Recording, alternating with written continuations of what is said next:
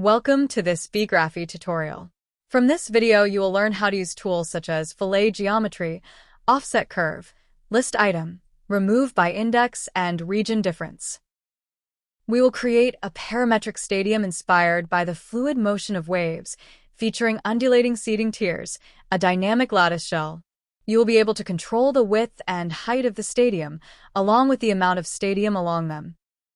Our design journey begins with the rectangle node. To add flexibility to our model, we use the range input node, to which we will give minimum and maximum values and call them width and length.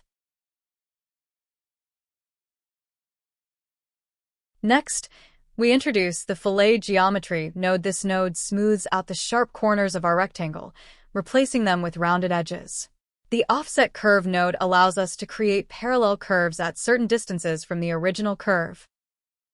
For multiple rows of seats, we will need a list of distances. We can do that by using List Sequence SEC node. To control the number of rows, we can connect a range input to the count input of the List Sequence SEC. The List Item node allows us to select a single item from a list based on its index. We combine this with the Remove by Index node, which removes the item with a certain index from the list, and we will define their number with a subtraction node. Graphed Tree node replicates a data structure for each branch, making it easier to see and manage individual elements. We use the Region Difference node to calculate the difference between two overlapping regions. To turn these various regions into tactile surfaces, we call the Curve to Surface node and give it thickness with the Extrude Surface node.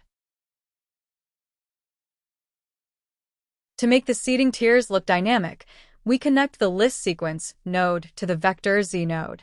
This gives each seating section a different height based on the sequence values, creating the stepped look of a stadium.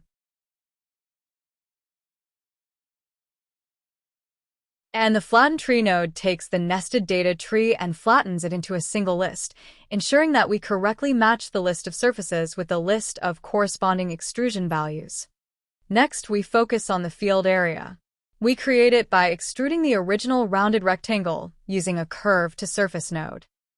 Finally, to bring our stadium to life, we introduce the Apply Material node. This node allows us to assign various material properties to our geometry, influencing its appearance. We can adjust parameters like color, metallicity, roughness, and opacity to create diverse material effects.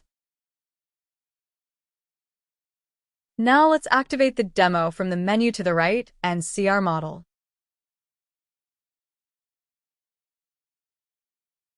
Thanks for watching. We hope this tutorial helped. For more on computational design, please like this video, subscribe to our channel, and hit the bell icon to get the notifications. See you in the next tutorial.